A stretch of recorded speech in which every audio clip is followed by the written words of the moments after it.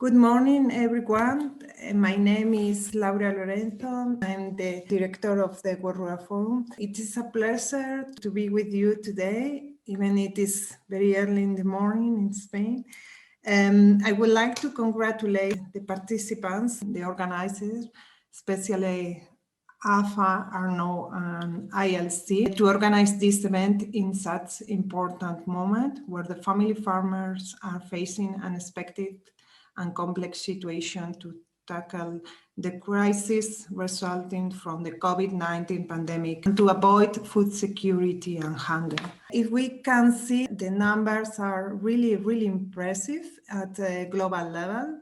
Family farmers around the world are about 90% of all the farms, and they use between 70 and 80% of the farmland, while they produce 80% of the world food in value terms.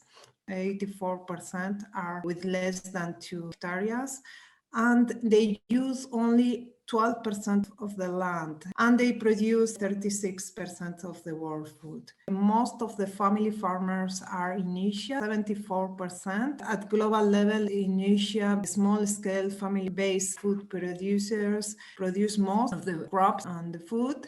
In the case of milk, for instance, 80%, and in the case of aquaculture, 80-90%. Here you can find also some figures at country level, at a regional level. The UN Decade on Family Farming was declared, and it was a very strategic moment when all the international community recognized the importance of family farmers, and they declared the UN Decade on Family Farming as a framework for countries to develop public policies and invest in family farming. This is the key element, no? The countries commit themselves to develop public policies and invest in family farming from an holistic perspective. They say that this is a key element for contribute to achieve sustainable development goals. The UN Decade on Family Farming situate the farmers as the protagonists of their own development. The FAO and IFAD have been called to lead the implementation of the UN Decade on Family Farming, but I would like to emphasize that even the resolution of the United Nations General Assembly recognized that it should be in collaboration with other key stakeholders, especially family farmers organizations. So here we have a key role to play. The UN Decade on Family Farming deliberates on family farmers' unique potential to promote transformative changes in food systems to fully achieve SDGs. Here again, we emphasize the need to recognize that there is a direct connection between most of the SDGs and the UN Decade on Family Farming. The connection with SDG number 1 and number 2 is very direct. If family farmers produce most of the healthy food that is consumed at global level, they contribute to end hunger and malnutrition, as well as dealing with poverty. But for instance, if we recognize family farming organizations, the key role, if they are in a better position to support their territories, they will support their communities to achieve SDG 16 and 17. The key role developed by women in agriculture should be also supported. Here we can see how does the UN Decade on Family Farming work. The UN Decade on Family Farming mobilized global commitments and actions towards attaining sustainable development across its 3 dimensions. The strength of the UN Decade on Family Farming because of this global commitment. There are already a lot of farmers organizations, civil society organizations, etc., already involved in this process, around 1,400 organizations. This is an impressive number to see how this global commitment is working. No? The UN Decade on Family Farming promote integrated action to support coherent cross-sectoral policies. which address environmental, economic, and social dimensions of rural development. We cannot go to deal with the different issues affecting family farming if we don't have integrated actions, leaving no one behind to turn family farming's potential into reality, making them agents of change, helping to identify the nexus, the links among the different SDGs, to prioritize actions and reduce the risk of sector-specific intervention undermining each other. Enhancing family farming multidimensionality to work towards achieving multiple SDGs. As I once mentioned, there is a direct connection between most of the SDGs and the different issues that affect family farming. Focusing on innovation, knowledge sharing, capacity building, and technology access adapted to the needs of family farmers are the basis to formulate actions that really impact and really contribute to achieve SDGs.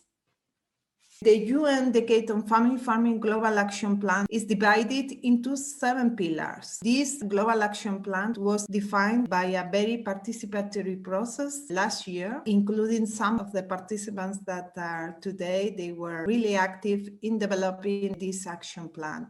This action plan contains indicative actions to achieve the objective of the UN Decade on Family Farming, that is to strengthen family farmers around the world. There are 7 pillars. 3 of them are transversal. Pillar number 1 is about developing enable policy environment to strengthen family farming. Pillar number 2, this is something that is very, very important around the world, is to support youth in agriculture and to ensure that generational sustainable of family farming is in place. Pillar number 3 is very important to promote gender equity in family farming and the leadership role of rural women. These 3 pillars are transversal to the other 4 ones. Pillar number 4, strengthen family farmers' organizations and their capacity to generate knowledge and represent farmers' interests and provide inclusive services in rural areas. This is something that I know some of the farmers' organizations are doing very well in Asia. Pillar number 5 is about improving socioeconomic inclusion, resilience, and well-being of family farmers, rural households, and communities. Very important nowadays with the pandemic. Pillar number 6, promoting sustainable family farming for climate resilience food system, really important today also. Pillar number 7, strengthen the multidimensionality of family farming to promote social innovation, contributing to territorial development and food system.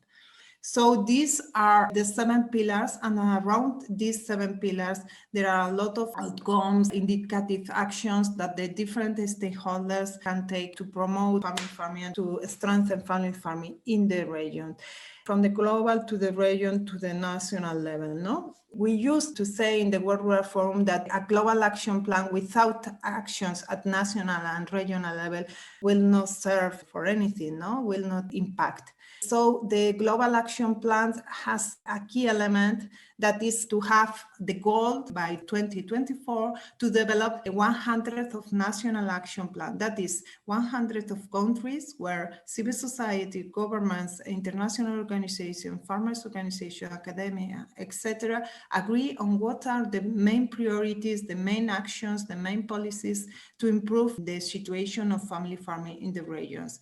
They have the global action plan as a guide to look for different initiatives or different actions that could contribute. Until now, there are already 6 national action plans already approved in Dominican Republic, Gambia, Indonesia, Peru, Costa Rica, and Nepal.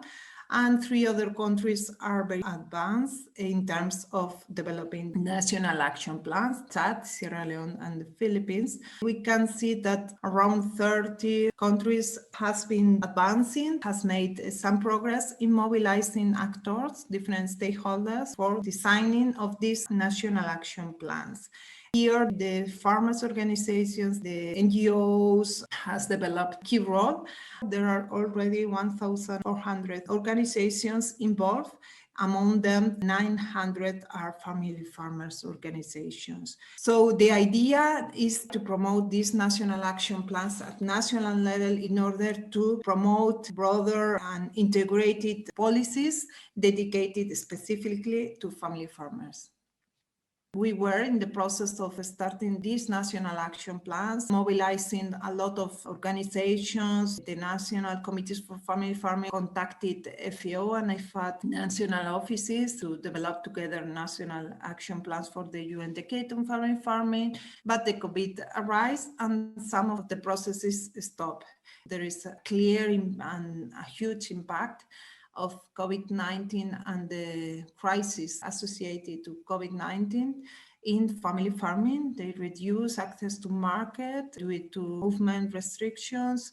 Family farmer has a lot of problems in conservation of products. There was an important change in consumer behaviors because they cannot access the expensive products. Some markets were closed and commercialization channels were stopped and schools were also closed. So because of the closure of small business in family farming neighbor areas, some other jobs were closed. So it was a really big impact that reduced family farming income. I can share with you FAO policy brief that explain these impacts, but we can say also that the family farmers organizations, the cooperatives, the associations were in the front line. They decided to continue producing, avoiding food insecurity.